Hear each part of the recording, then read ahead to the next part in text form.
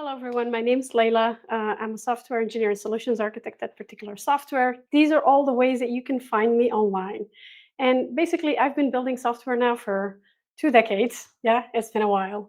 And over the last decade, or even a little bit more than that, I've been focusing on distributed systems. And I can tell you one thing that building distributed systems is incredibly hard. Okay, I mean, it's a lot of fun. Really, it's a lot of fun, but it's also very, very difficult because let's face it, we are facing a bunch of non-trivial issues and problems that we basically have to solve, right? And over the years, when I sort of look back, I can see that we had so many lengthy discussions to understand the domain and get a sense on how are we going to build the systems, like how many services do we require and what would be the right service boundaries, and what would be the right communication style to use? Are we going to use synchronous communication or asynchronous communication? Or in which context are we going to use each individual communication style? And should we use commands or events in this specific scenario? And what about like the workflow? How does that look like? Is it complex enough that we need some kind of coordination style? Are we going to use orchestration or choreography? And if you were here last year, maybe you saw one of those talks that I did around this topic. But these were so many incredibly, sometimes very heated discussions. And it sometimes took weeks and months of going back and forth and, understanding the domain better and progressive insights until we basically landed where we felt it was comfortable, where we thought we were like doing the best possible things with the knowledge that we had. But when I look back, I also kind of see that there was always a blind spot, something that was often, if not most of the time, overlooked in those conversations, and that is change. Because as our systems grow and evolve, then change will come our way. And yes, sometimes it can be incredibly frustrating because we spend so much effort into getting everything right. But actually, I like to think of change as a good thing. It means that the system is evolving. It means that it's being successful, and therefore new things are being added, things are being changed, and we are there to implement those. And that's something that we just have to deal with. It means that we have more work to do. But change is also something that we need to start thinking about very early days so that we can successfully prepare our systems in terms of evolving that event driven system. And that starts by appropriately designing the events that we emit, the messages that we are sending around as part of our event driven system. So let's consider an example. Let's say that we have a credit card, like the simplest thing you can think of, okay? Let's not overcomplicate things. You basically have some kind of a MasterCard, something like that. You have a balance of, I don't know, 1,000, 5,000 euros, dollars, whatever it is that you can spend within a single period. And at the end of that period, whatever you spend is immediately deducted from your linked debit account. So, we're not going over periods and stuff like that. We're just keeping it simple. And we have this credit card transaction service that is basically responsible for handling all of those card transactions or card operations. So when you think about what can happen on a card like that, then you could argue, well, there are only really two types of operations, right? Either you have a debit operation and money goes off the card, or you have a credit operation and then money comes back. That's it. And also the attributes are the same. So we basically landed on a single event type credit card transaction made with a bunch of attributes. And what we did is we introduced this operation type so that we can distinguish these debit from credit operations. And this may appear like a good solution at first, but it starts to break apart very quickly once change comes our way. Because let's say that, we got this new requirement saying, well, you know what? We also want the ability to reserve funds. So let's say that you check into a hotel and they're like, well, we're going to block, I don't know, 300 euros on your credit card just in case you decide to empty, your fridge and then run off to the Bahamas, right? We just like to make sure that you don't do that without paying your bill. So we're going to block a certain amount on your credit card, but not charge you. So we're like, okay, well, fair enough. We can just introduce this new operation type that is for reserving funds. And we can add the reserved until attribute so we can indicate until when that money is blocked. But the impact on the consumers of this event is a massive, because the consumers that don't really care about this operation type now need to start filtering this out, because they won't be able to recognize it, and you won't want them to fail if they find something there that they don't recognize. But if they do care, it's also not ideal, because what you've now created is what is called functional coupling. Because now your consumers need to understand, oh, if the operation type is a reserve funds type of operation, it doesn't actually affect the amount of money you spend. It is only affecting the available balance that you have, right? And that means that they now have some coupling into how your internal domain works. They also need to understand that that reserved until field is only really there when the operation type is of type reserve funds. So this isn't really great, but things could get even worse, because our bank said, well, we don't really like it when people use their credit cards to withdraw money outside, like from the wall, like we tend to say in Belgium. I don't know if that translates to English, but you get the point, right? So how does a bank discourage it? Well, they're going to charge you money for it. That's what they do, right? So and we thought about this and we're like, well, you know what? A withdrawal is still a debit transaction, but we do want to differentiate the cost from the actual money that you got, right? I maybe withdrew 500 euros and it cost me 5 euros to do that. I want to know the difference.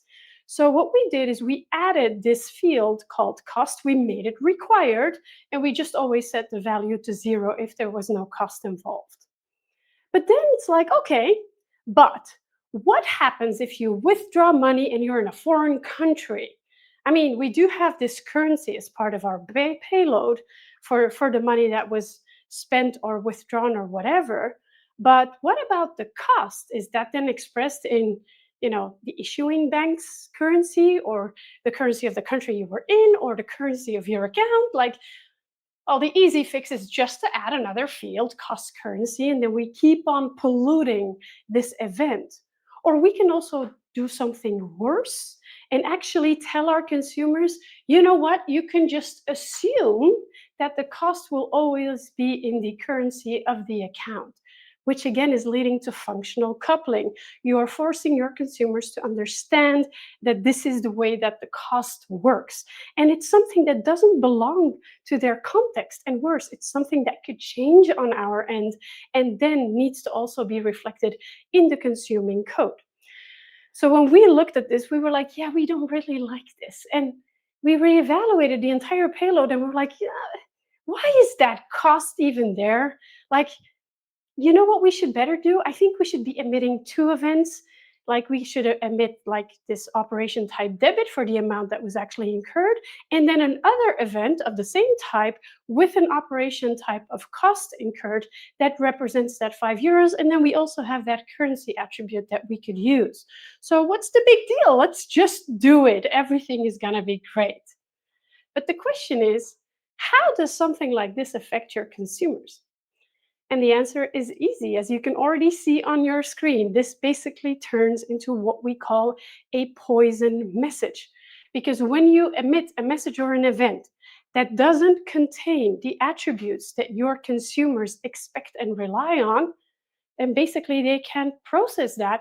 No matter how many retries they do, that message will end up in an error queue, in a dead letter queue, without an ability to basically consume that in any way, without going back to the code, making changes, redeploying those services, and then we are able to consume that. If you have many consumers in a larger system landscape, this is incredibly painful, right? And also, from a producer perspective, I've seen this happen all the time. Well, it's fine, you can just upgrade to this new event type and everything will be fine. And your consumers are like, what do you mean it's going to be fine? Like, have you actually thought this through? Because I don't know if you realize, but I have a bunch of in-flight messages, basically messages that are sitting in my queue, and I haven't had the ability to consume those yet. And now you're throwing this new types of events at me, and I don't know how to deal with both. Or What if we actually schedule delayed messages? This is something that you can do with plenty of message brokers out there, like Azure Service Bus. And some of those have been scheduled under this old event format. How am I supposed to deal with that? I don't know when those events are going to come through. Or what about the messages that I might have in an error queue?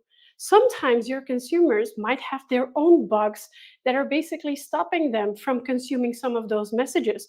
And while they work on it and they deploy a fix, they will want to retry those messages to bring their service or their system up to date. But if we're then changing that event type, we're not making it easy on them. But finally, a very important part is, hey, I have my own deadlines. You're just imposing this change on me. And what now? Why are your deadlines more important than mine? And really, what it comes down to is that when we make these types of changes, we are taking away autonomy. Either we're taking it away on the consumer side, because basically we're imposing the change on them, or we're taking it away on the producing side. And we basically can't move our system forward because we are not allowed to break our consumers. But there's a better solution for this, and that starts with a better design. Now, one of the things that I always say is that a good way to start making changes to avoid this is to design more granular and more business meaningful events. I mean, I've been talking about a debit and a credit operation as if they make total sense. But if you think about it within a system, outside of a specific service boundary or bounded context, what do those terms mean? Debit, credit might mean nothing. It might actually have a completely different meaning than what we understand within the scope of this credit card transaction service, right? So it's important that we look at this. What has really happened from the outside perspective? And when you think about it that way, well, a payment was made with this credit card, or a refund was issued on this credit card, or maybe there were funds blocked, maybe there were costs incurred, right? And this is something that makes sense, and that is something that you can communicate to the rest of the system landscape, and it is meaningful to everyone, right? It also allows you to carry only the relevant attributes that make sense for that specific event that has happened. And you don't have this event type that can mean different things anymore. So it's important that we design events that have a single meaning. You have a single event type for a single business meaningful event. And it's really important to think about it from the business perspective. What has happened in the system in a way that a product owner can communicate about, in a way that a product owner would understand, not in engineering or development terms. That's usually a pitfall, status change and things like that. So the meaning of the event type also must remain stable over time. And when you are talking in terms of business meaningful events, that tends to be easier to maintain as well. This also allows our event types to evolve independently of each other, because if something changes in how we incur costs, well, then only that specific event type would be impacted and not all of the other ones. It also gives you flexibility in the sense that your consumers only have to subscribe to the event types that they actually care about, without having to filter the stuff out that they don't really care about. You also get a situation in where you're not polluting the contract with conditional attributes, attributes that are sometimes there and sometimes not. And that also means that your consumers can reduce their functional coupling. They don't need to understand when is this around and when is this not around. And they can also keep their own code simple and focused. But of course, when we start to split things apart very granularly, sometimes that can also be hurtful. So there's another side to this medal, right? And it is that sometimes our consumers don't really need this level of granularity. They just want an overview of what happened. So, a common solution to this problem is that consumers will start subscribing to many granular events, aggregate that information to generate this overview. So let's look at an example, right? Let's say that for this credit card example, I just want to know at the end of a period how much money was spent, because I need to go and deduct that from the linked debit account in another service. right? So I just want that total amount that was spent. Well, in order to do that, I need to subscribe to the payment made event, to the refund issued event, and to the cost incurred event. Because remember that funds blocked does not affect the amount of money you actually spent. But this is tricky because when new events are added that affect that amount spent, well, you need to be aware of that. You need to become aware of that so that you can add a subscription or maybe remove a subscription, again, causing that functional coupling. What is also tricky is that as a consumer, now I need to understand what a period is and how long that period runs, which is a very private concept to that credit card service to begin with. And your services are basically forced to aggregate it. And that's why I think it's really important when we think about events that we also differentiate the public from private events. Now, there are other terms that are used in the industry to talk about this, from domain events and integration events in the DDD space, or events on the inside, events on the outside, external events, internal events. I just really prefer the term public and private, first because it's simple, and also because it really conveys the scope in which they can be used, which is what I care about most, from a bounded context perspective or from a service boundary perspective. So to solve this problem, what we could do is introduce what is called a summary event.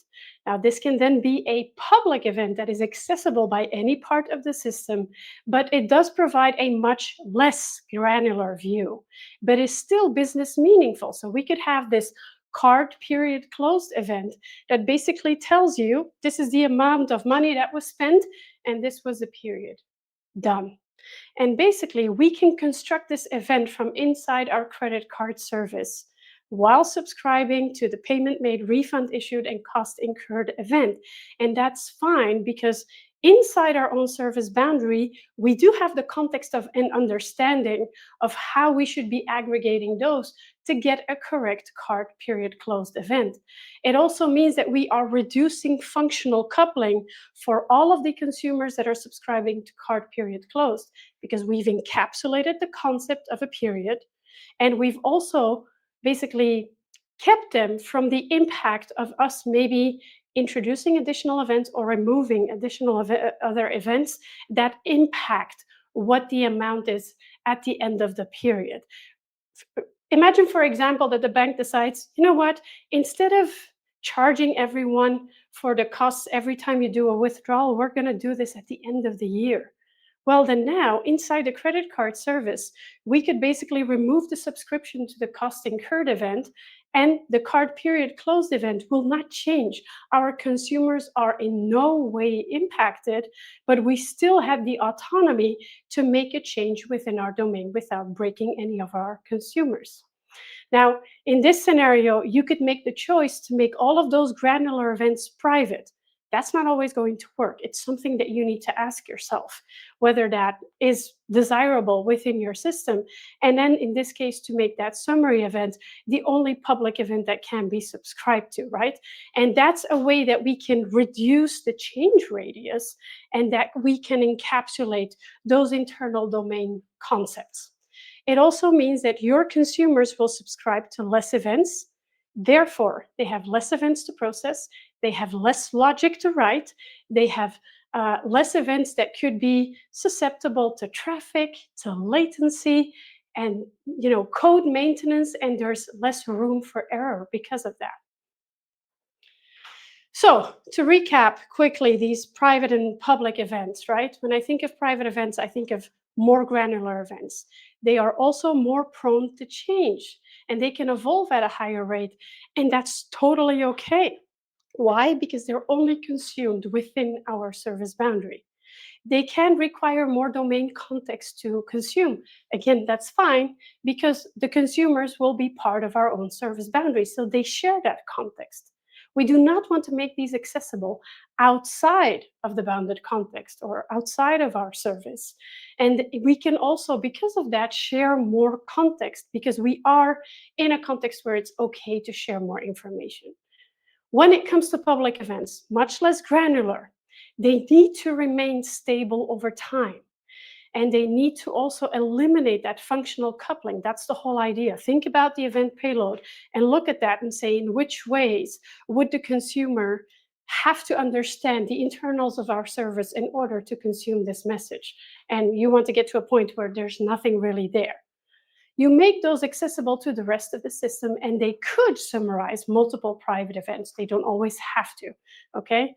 When I talk about this, I always remind people, just remind yourself how it is to post a picture on the internet. You can post it and then change your mind and delete it. But you can't really guarantee that it's already been copied by half the internet. And we've seen so many examples of this out in the media, right? But that's really how I want you to think about your public events. Once it's out there, it's going to start living a life on its own. So that's something that you need to think about up front. Am I okay with making this data public? So let's see what we've achieved, right? Because when we talk about, carefully designing our events so that they only have a single meaning, so that they're either public or private, what we basically achieve is a better control over the change radius. Because if we have a private event and that changes, fine, because we control the consumers of those private events. And when it comes to our public events, we are really, really, really careful about what data we expose as part of those public data contracts. And that way, we can basically start facilitating versioning upfront by protecting our service boundaries. It's not just about finding the right service boundaries, as hard as that already is. I know. But it's also about how do we protect those boundaries in the long term when things start to change. But we haven't even solved like the entire problem, not even half of it at this point, because both your private and your public events will at some time have to evolve. And then we still have this problem of, but I have all of these in-flight messages and delayed messages and messages that are in my error queue, and how am I supposed to deal with those? Like, you can tell me to upgrade, but I don't want to lose those old messages. That's really the point. So how do we deal with that? And to do that, I think it's really important that we start to also rethink change as a general concept. Because many times when I talk to people, they're like, well, you make a change and that's it. It's like at this point in time, we have changed something.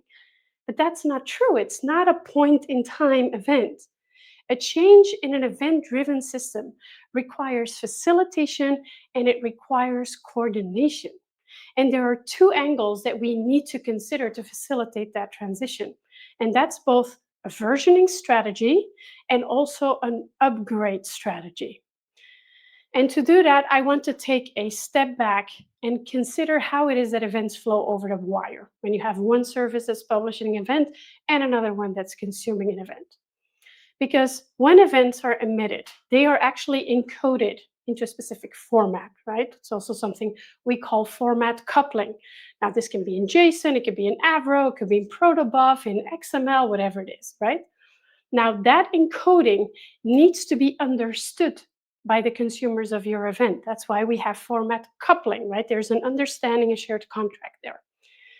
Now, most teams leave that open to interpretation. So they're like, yeah, it's in JSON, and that's where it ends. And what happens then is that on the consuming side, you basically get teams that start making assumptions on how that data should be interpreted. Like if there's an amount in the payload, what precision would this be? Well, I guess two numbers after a comma. Or what fields are actually required? I don't know. Well, I guess this one is always around, so I assume it's required. And if there's a field in the payload that's called temperature, what unit is that expressed in? Is it Celsius? Is it Fahrenheit? Or is it actually the temperature of the light and it's expressed in Kelvin, which is completely different? Hmm. The thing is that when this is missing in the payload, you get consumers that start making assumptions and again start creating functional coupling there. And you might say, this isn't really important. Like, you know, you could use a schema to provide that information, but is it really necessary? It's also just so much overload and so boring. If you're thinking that, let me tell you a story. about the Mars Climate Orbiter. Now, this was a robotic space probe launched by NASA in December of 98. And yes, I just read that off my notes because there's no way I'm remembering dates, okay?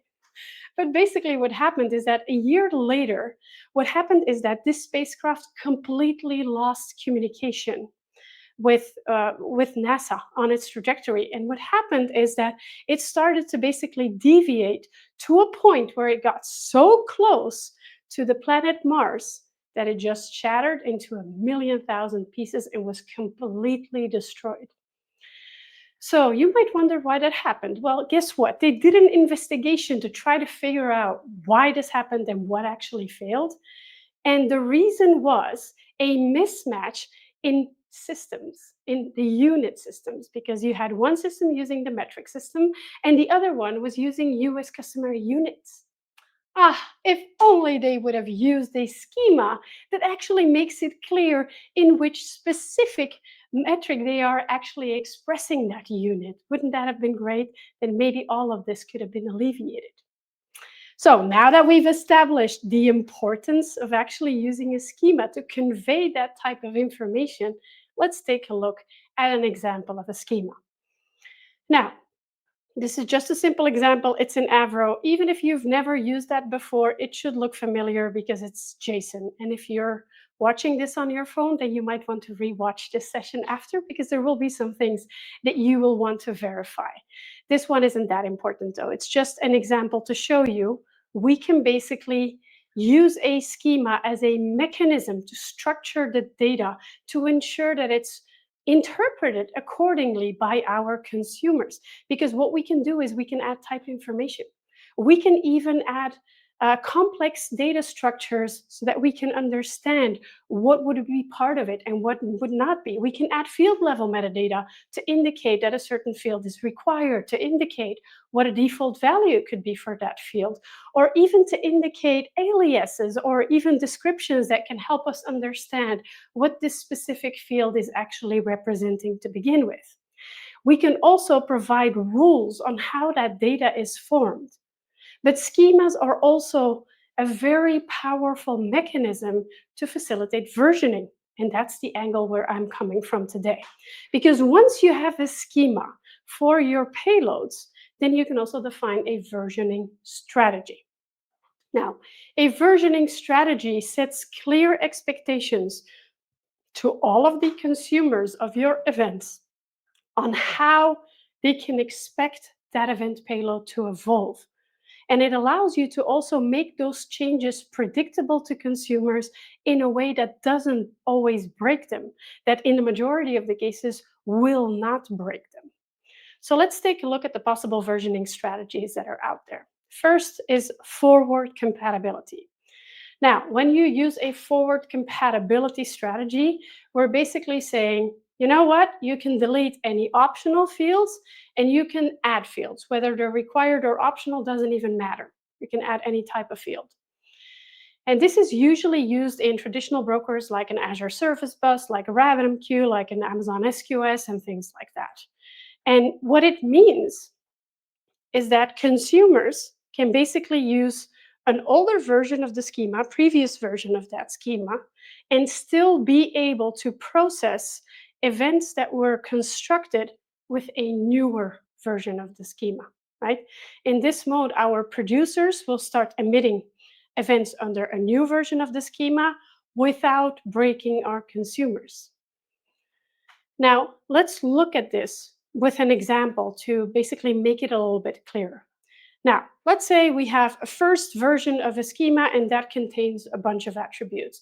And both our producer and our consumer are using that same schema. Everything is good in the world, right? But then a change happens and we introduce this new version of the schema. Our producer starts to use this to emit events from a certain point in time. What happened in this specific example is in that V1, we had a currency that was optional. It was allowed for it to not have a value. In V2, we've removed that altogether. So if we have a consumer that is using the old version of the schema, it will still be able to process any messages that were constructed with V2 of the schema. Currency will never be there, but that's fine. It could already deal with that because it allowed for it to not be there to begin with. Then, when the consumers are ready, they can start to upgrade. Again, V3 is introduced. At this point in time, we're doing something else and we are introducing that customer ID. So our producer upgrades to that new version of the schema and starts to emit events that contain a customer ID. In this case, it's even required because in Avro fields are required by default. Now, you have this subscriber that is still using V2 of the schema in which they don't recognize customer ID. Fine, they're not going to break. There's a value there, just going to just bluntly ignore it. But we're not going to break when consuming that message. And that's what's important. Okay? Quick drink, because there's a lot I want to say. Now, when you look at this from the infrastructure perspective, that can provide a different view on things. So, what would happen is when we have forward compatibility, your publisher can switch from V1 to V2 and publish those events, and your consumers can still hold on to V1 of the schema and successfully be able to basically consume messages that were constructed with V2 of the schema using exactly the same consuming code. So they won't immediately experience any impact. Nothing needs to immediately change. Of course, if they want to start using some of the fields that were added, well, they will have to opt into a newer version of the schema. All right, but it doesn't break them. That's the point. Another option is backward compatibility. And in this mode, we allow for the deletion of fields, both required and optional, and we allow you to add optional fields. Now, in this case, our consumers can use the next version of a schema to process messages that were constructed with an older or the previous version of a schema. Now, this is popular. I see a lot in people who are using Kafka or event stores in which they are saving them as they are coming in so that they can still replay them, right? If you want to be able to do message replay, then you will have varying versions of that schema and you want to be able to move forward. So let's look at an example. In this case, you could argue that consumers upgrade first, although they use that terminology. I don't think it's useful. So let's use an example instead. We have V1 of a schema. Producer and consumer both use that schema. Everything is good in the world, right? But at that point, we introduce V2, which introduces an optional field called currency. Now, our consumer is now using that V2 of the schema, but it still has messages around in the system that were constructed with V1.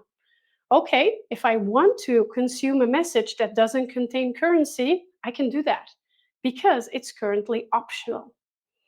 Again, we get to a point where everyone is upgraded and we introduce another version.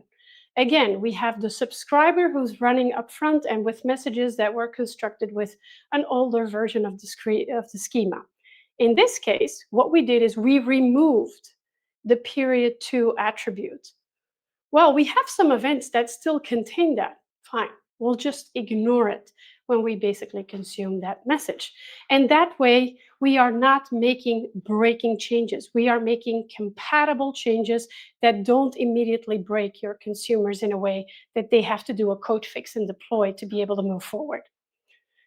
From the infrastructure perspective, to visualize it, right, you would have, let's say, a queue or whatever it is, or a stream, or just an event store that contains a bunch of messages that were constructed with V1 of the schema. You might have a consumer that is using V2 of the schema, a newer version, and is still able to use that schema to deserialize and consume messages that were constructed with a V1, right? Are you still with me? I know this is complex to sort of understand, and that's why I have a bunch of visuals. So definitely this is a part to rewatch. Another option is to have full compatibility. Now, this is the most restrictive mode in the sense that you can both only delete optional fields and only add optional fields. So you can't really play around with anything that is required. And in this case, what happens is that your consumers can use both the old and the new version of the schema while processing messages that were constructed with an old or a new version of the schema. And that sounds so confusing. So let me put it like this. I'm a consumer and I am using V2 of the schema. Well, I can use this schema to process events that were constructed with V1 of the schema, with V2 of the schema, and with V3 of the schema, because I kind of have both forward and backward compatibility. All right, you get full compatibility. But finally, there's also this concept of transitive compatibility. And this is not really a compatibility mode unto itself, because any compatibility mode that we talked about, forward, backward, and full, can also be made transitive. Now, we've been talking about next and previous versions of the schema, and that's important because compatibility applies only to the previous or the next version unless you make it transitive. When you're saying I have transitive full compatibility, then it applies to all of the versions of the schema. Now, this is extremely restricting, so to speak, right? But what this can be very helpful if you have systems in which the events are very, very long lived. They're stored in some kind of an event store or data lake, and you don't want to modify them. You basically want to be able to consume them even if they span multiple versions of a schema. Well, then this is what you kind of want. You want that type of transitive compatibility. It could also be that you're using forward compatibility in a broker like Azure Service Bus, but it's such a quickly evolving system that your in-flight messages might have multiple versions of the schema that's being used. Then making that compatibility strategy transitive can also be a way to deal with that. And that rounds up sort of the compatibility strategies. But before we move on, I do also want to point out a common misconception. And that's the idea that schema versioning is not at all the same as semantic versioning. And I see these two concepts being confused all the time. Now, the thing is that semantic versioning, or SEMVer for the people who know it by that name, is all about APIs. And where it gets really confusing is because you can express data contracts, payloads, and stuff like that in an API, in a POCO, in a class, right? With properties. And that's where it gets confusing for a lot of people. Because depending on your compatibility mode, deleting an attribute that's part of your payload is not a breaking change. But if you delete a property in a public class, according to SEMVer, that is a breaking change. So those things are not the same thing. And it's really important that we differentiate it because schema versioning strategies do not adhere to semantic versioning. Now, I see many, many, many folks out there who basically express their event contracts in POCOs and then have them in NuGet packages and share them in between producers and consumers, right? And this is where this misconception happens. So when you have a schema versioning strategy that you're applying and you're using NuGet packages to express those data contracts, that NuGet package should not adhere to SEMVer because then you are basically conflating two different concepts, okay? When you think about schema compatibility, it's really all about the ability to read the data.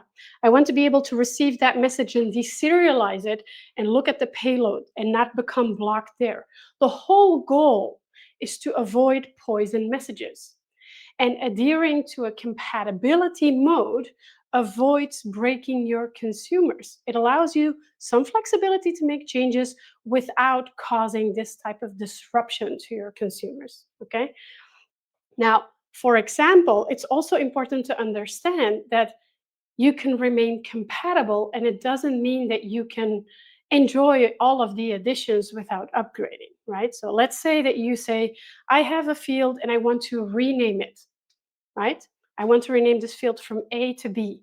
What that really means from a schema perspective, assuming that that was an optional field to begin with, then you can delete A and add B. For your consumers, that might not be a breaking change because A was already optional. However, in order for them to start using B, they do have to upgrade to a new version. But they won't be immediately broken. So that's a differentiation to make. Now, we've been talking quite a while about schemas, but that's not really the only thing that can change in a payload, right? I want you, everyone in the chat, start thinking about this. When you put an event out there, you publish it or you send a message, what can change? We've talked about the payload, but what else can change? Because the payload is just part of what is put on the wire. There's something else that travels with that schema, so to speak, on the wire. And that's metadata, right? The message headers. They are also part of what travels on the wire.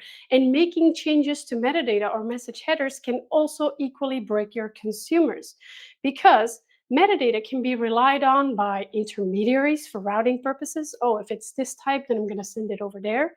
Or even consumers for processing purposes, or it could be relied on by both intermediaries and consumers for filtering purposes.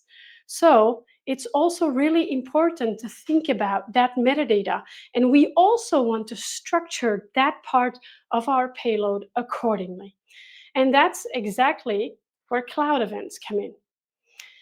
Now, cloud events is a specification that standardizes the envelope of the message of the event that you are emitting across your system. It's a specification that was developed under the CNCF, which stands for Cloud Native Computing Foundation. I always have to sort of think about what was it again? What was it again? I just always say CNCF because it's so much easier. Cloud Native Computing Foundation, right? What they basically did is that they standardized the expected metadata for every message that is flowing through a system. And it introduces 7 metadata attributes or message headers, if you will. 4 of them are required. The ID, something that uniquely identifies this specific event that is flowing through the system. The type of event, the spec version, and the spec version refers to the cloud event specification version. That should remain mostly stable. But also the source. Where does this event come from? Which service did emit this event, right? So that you're able to recognize that. And there are 3 additional message headers that you can use, but you don't have to. One of them is the data schema. Remember schema we've been talking about? The order placed event looks like this, has these attributes. Well, the data schema header allows you to point at a specific schema that your consumers can expect when they consume that message. Also contains the data content type. Is this XML? Is this JSON, Avro, whatever it is, right? But also the time at which this event was constructed. Now, Cloud Events also supports 2 modes, structured and binary. I won't go into that too much, but I want you to be aware of it so you can look it up further. I have a bunch of resources also at the end.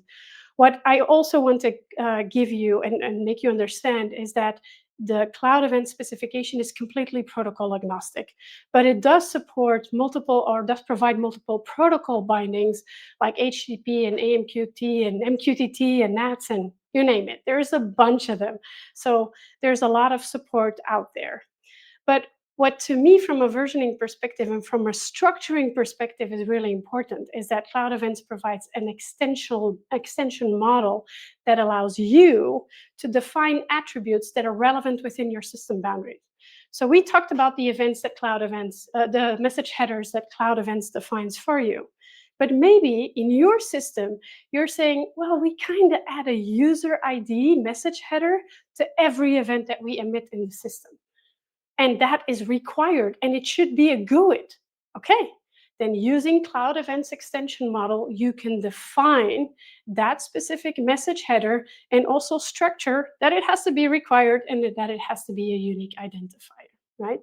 And this way, it allows you to structure the entire payload, both the data and also the message headers or the metadata that is flowing throughout your system. But what if the metadata then needs to change? Because we talked a lot about how the schema can change. And in order to understand that, let's just circle back for a moment to how metadata can be used, because it could be relied on intermediaries for routing, for processing, or for filtering, right? And then the question becomes, can you really change the metadata? I mean, maybe you can change like a harmless description here or there, but a significant change in the metadata, like changing the attribute or the header name, can cause havoc in your systems, right? Because these intermediaries and consumers are also relying on that information. Like, even if you think about the addition of a property, the addition of an attribute of a header can also be disruptive because, okay, it's not going to immediately break someone, but if your expectation as a producer is that that header is taken into account, then they will need to account for that. And therefore, it's best to think of any change in your metadata as a breaking change, and that warrants a new event type. Now, whether it's a change in your metadata, in your message headers, or in your data schema, right? Sometimes we do need those breaking changes. Even if you're using a compatibility strategy for your schemas, sometimes you're like, I'm sorry, the change is so impactful that I can't adhere to this compatibility strategy. I'm going to have to make a breaking change. So, what do we do then? Well, the first thing we need to do is deprecate the old version and set a deadline on which that version will be completely deleted and non existent in the system. We need to notify our consumers. And within that deprecation window, from which we say we're deprecating it to where we're removing it, we need to do something called dual publishing. That means that you are going to emit both the older version of that event type and the newer version of that event type, which, to be clear, is a different event type, not just a new version, okay? Now, once the deprecation window is over, you stop publishing the old event type. You just remove it from the system altogether. Now, in order to implement this, it's kind of impossible to go through all of the possible scenarios because it depends on the broker that you're using, compatibility strategy, and so many other things. So I want to discuss an option with Azure Service Bus, which I know many of you commonly use, in a situation where your messages are shortly lived, so you're not storing them in an event store, you just consume, delete, and it disappears into your business data in a different form, right? So we're using a forward compatibility mode. Now, what happens at this point is our publisher is now publishing this VA of the message, right? This is the event type, and we have multiple subscribers. Now, when you use Azure Service Bus, every subscriber gets its own virtual subqueue. So each of them has in-flight messages there. Everything is good in the world. Now we've decided that we have a completely breaking change and we need this whole new type of event, right? So at this point, what happens is the dual publishing window in which you set the deadline is 3, 6, 9 months from now, whatever makes sense within your system boundaries, okay? And you say, within that period, I'm going to publish VA and VB. Now, in this specific case, we chose to have a topic per event type of topology, right? So every event type gets its own topic. So that means that the VB messages go to a separate topic. Now we continue to publish both of them, which gives our consumers the time to upgrade when it fits their schedule, as long as it is within the deprecation window. Now, let's say that we have our subscriber number one and they do want to upgrade, but they, of course, don't want to lose all of those in-flight messages that are still in that subqueue. We don't want to lose them, of course not, because then our system would be inconsistent. So the way that we go about this is first, and the order is important, so pay attention. First, we want to subscribe to this new topic, to this VB topic, right? And then we get our own subqueue, we start receiving messages there. And as close as possible to that operation, we want to unsubscribe from that topic number A. Now, that means that our in-flight messages are not deleted. It's just a subscription that is gone, which means that new messages will stop flowing into that subqueue, but we still maintain the in-flight messages that we had. Now, if you change the order of these operations, and you're saying, I'm going to unsubscribe from topic A first and subscribe to topic B first, in a high throughput system, that can lead to message loss because those operations are not atomic. There's no transaction around these types of operations, which means that there might be split seconds in between where messages are coming in and you're not receiving them, not on the topic A, not on the topic B. That's why it's important to first subscribe to the new topic, then unsubscribe from the old one. But of course, you can see it coming. The reverse is also true. If I'm not losing messages, well, I might be getting duplicate messages now. And this is why it's also important that you use a logical message ID to deduplicate the ones that have the same meaning, right? Now, okay, once we've basically completely emptied that subqueue, those in-flight messages, they're all gone. We can see there's nothing there. At that point, it is safe to remove the handler code that we had for the event type VA. And we just are fully now upgraded to this new event type. And once the entire system has been able to upgrade it and we reach our deadline, then the publisher can say, okay, we're done. We waited long enough. We assume everyone in the system has upgraded. We stop publishing event type VA. It doesn't exist for us anymore. And now we've basically closed the circle on schema versioning and upgrading strategies. But the thing is that all of this, although it sounds really great, it's nothing but a promise. It's, an informal handshake-based contract, cross my heart and hope to die type of thing. But these promises can easily be broken, not always because we have bad intentions or we don't care, but mostly just by accident, okay? But that can cause massive issues. I really like this quote by Clemens Vasters, where he said that distributed systems are hard enough while being disciplined about sticking to the promises that we make, and they turn into absolute chaos when breaking those promises becomes easy. So it's important that we find ways to force ourselves to keep our promises. And how do we do that? Well, for starters, we could use a schema registry. We'd like to hear in the comments who of you has heard of this before, who of you is using one, and which one you're using. Drop me a comment. I'll definitely scroll back. But basically, schema registries give you a centralized approach to schema evolution. That is, basically gives you a central place where you can go and see what is the schema. Both producers and consumers are able to access that information. That also means that you are basically putting your money where your mouth is, because schema registries have the ability to enforce your compatibility strategy. If you are saying, okay, it's forward compatibility, well, then it will basically not let you make changes that are not forward compatible. It means that you don't have to include your schemas in your payloads, duplicate them across consumers, have these shared NuGet packages, because it gives you that central place. And as I mentioned, it takes that compatibility promise and it formalizes it. Now, what I also really like about this is that you could even take it a step further and say, you know what, before I emit a message, before I produce it, I'm going to query the schema and enforce it so that I never really put out a poison message again. Or on the other side, when I receive a message, I'm going to query the schema registry to ensure that it adheres to the schema, or I'm just going to push it out because I don't know how to consume that, right? So you get runtime validation of your payloads. But there's one big problem with the schema registry options that exist out in the industry today.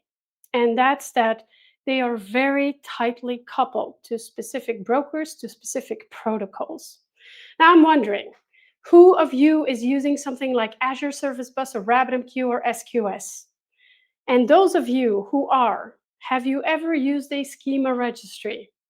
And I'm willing to bet that the answer is no.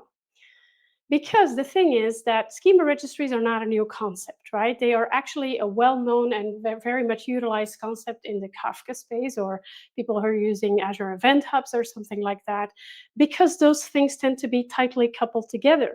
Even in Azure, right? When you create an Event Hubs namespace, then you get a schema registry feature. But if I'm using Azure Service Bus, I can't really access a schema registry feature.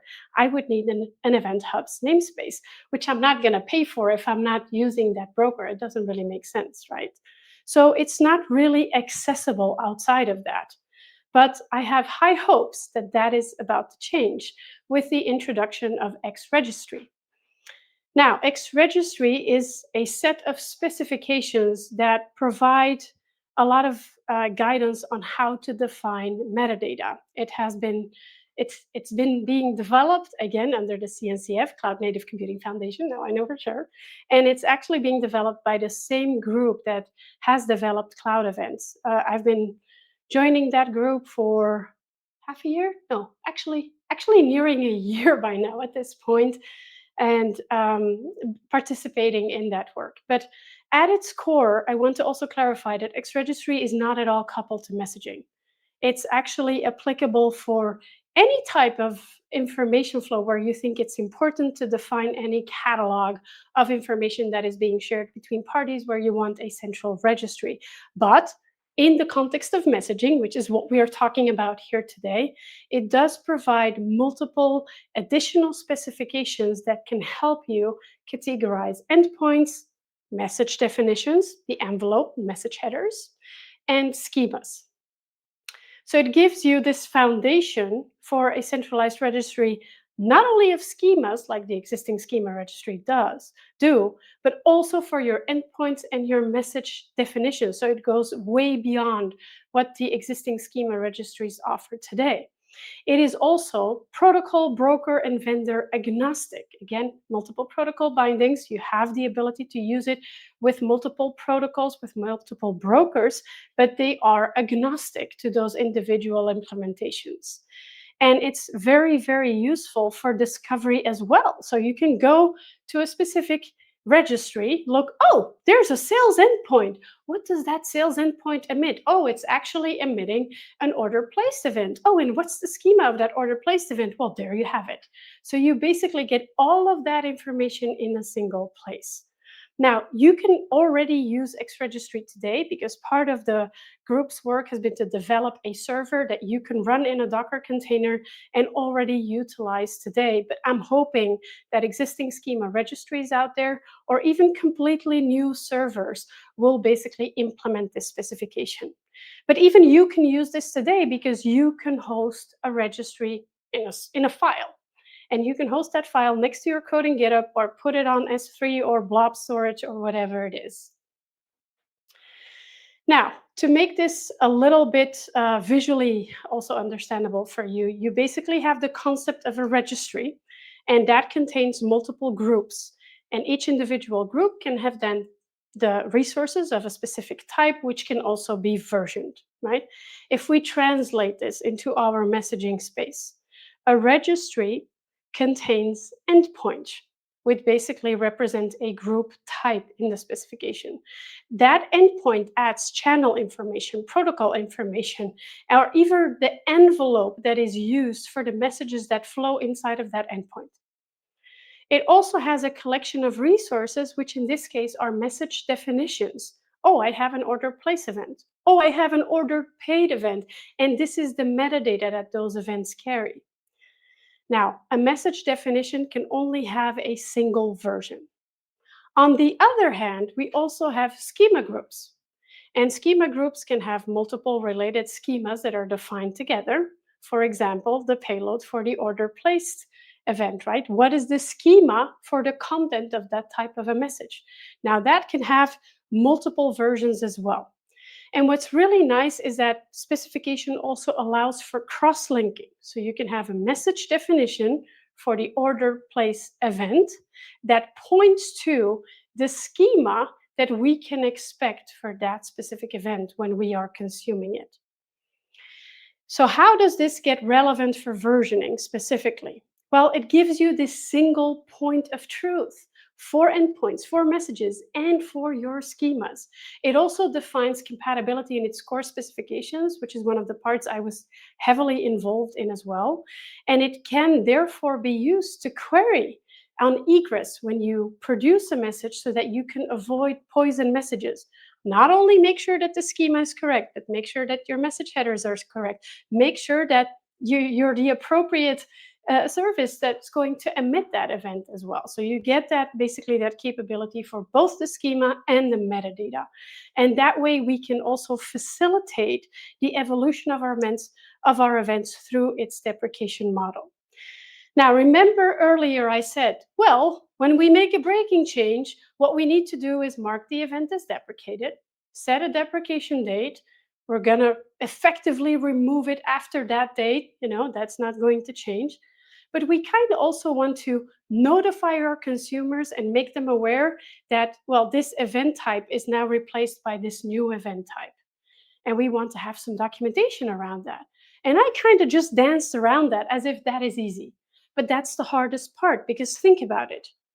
When we are a producer, we don't want to know our consumers. That's the whole decoupling we're looking for. We don't know who our consumers are. They might be inside the system, outside the system. So, how are we supposed to notify them when there is a breaking change? And this is something that X Registry also helps with. Why? Because it contains cloud event definitions that can notify of changes. So, as a consumer, I can say, I care about these message definitions that are part of this endpoint. And whenever a version is added, I want to know that. Whenever a schema is deprecated, I want to know that. Whenever a message is deprecated, I want to know that. And now you can keep that decoupling between your producers and your consumers, because any X registry compliant server can emit these events, allowing your consumers to be notified without coupling them together. And that brings me to the end. Wow, I know it was a lot. You probably want to rewatch this, but I do want to recap to give you away the main points that I don't want you to forget. The first one is that facilitating versioning starts with designing your events appropriately. Make them granular, make them business meaningful, and basically differentiate public from private events. Use schemas and define a versioning strategy for your schemas early on. Make it visible to the rest of the system how they can expect these things to evolve over time. Also, define that event metadata with cloud events. You have the preset attributes that are there. If you have any additional ones, you can use the extension model. And you can enforce the compatibility strategy that you selected using a schema registry or an X registry that also enforces the schemas for you with its compatibility mechanism. Have a breaking changes upgrade strategy in place. They should be documented. How are we supposed to upgrade something when we completely change the event type given our broker, our topology, and our compatibility mechanism as well? And notify breaking changes to your consumers early on. The earlier that they know it, the more flexibility you can give them in upgrading and making this a friction-free type of experience. And that was it for me. I hope you enjoyed it. I have a bunch of resources, as always, behind this GitHub QR code, and I'm looking forward to hearing any of your questions. Wow, what a fantastic session to kick things off with. There was a ton of great content in that, Laila. Thank you very much. Thank you.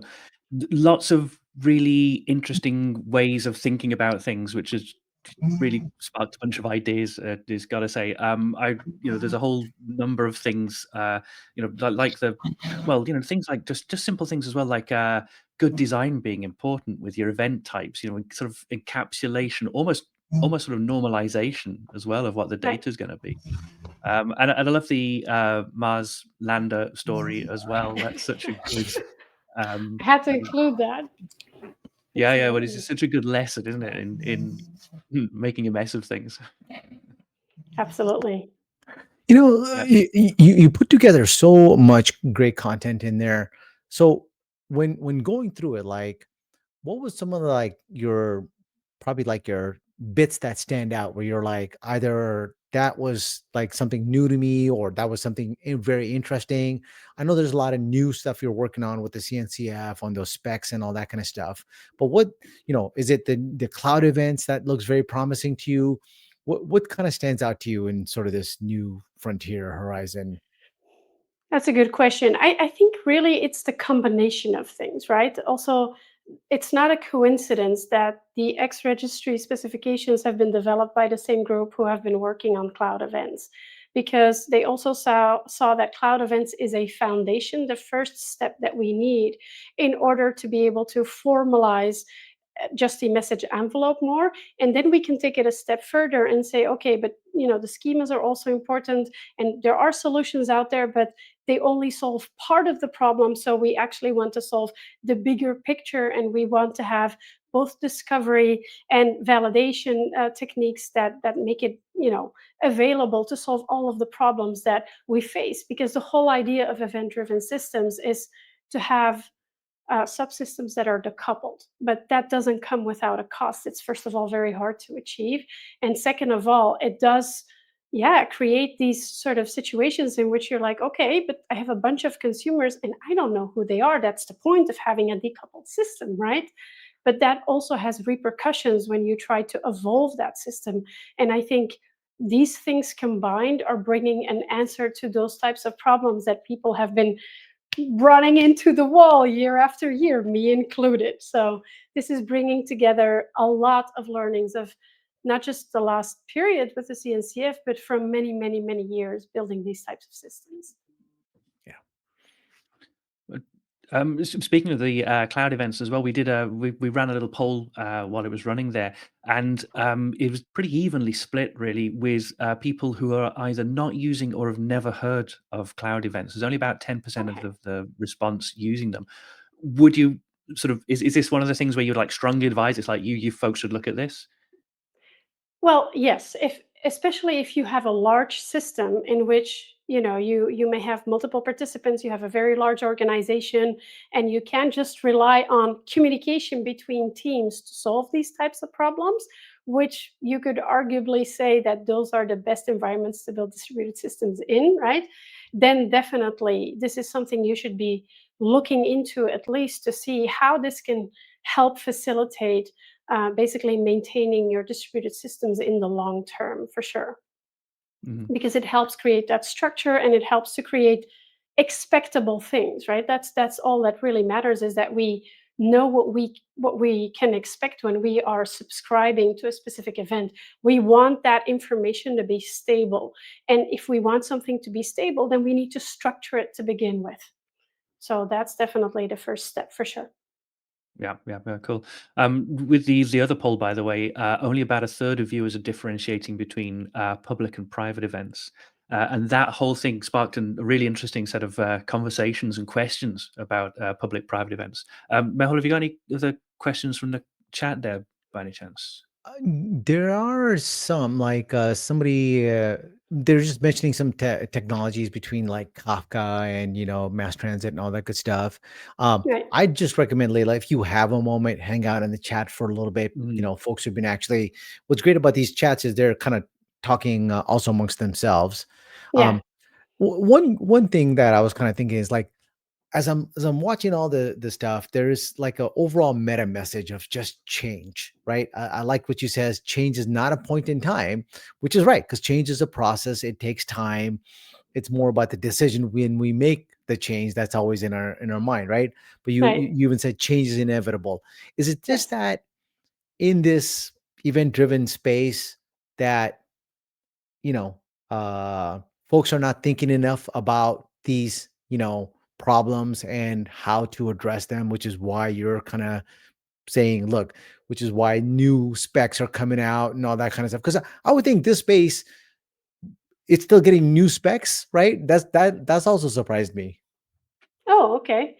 Well, I think, yeah, okay. So distributed systems aren't new, that's for sure. Messaging is also not a new concept, like at all. Like MSMQ has been around for how long? I don't even know. Like it's it's and even before that, right? It's like messaging is really the concept of sending someone a letter. So it does even exist even outside the software industry as well.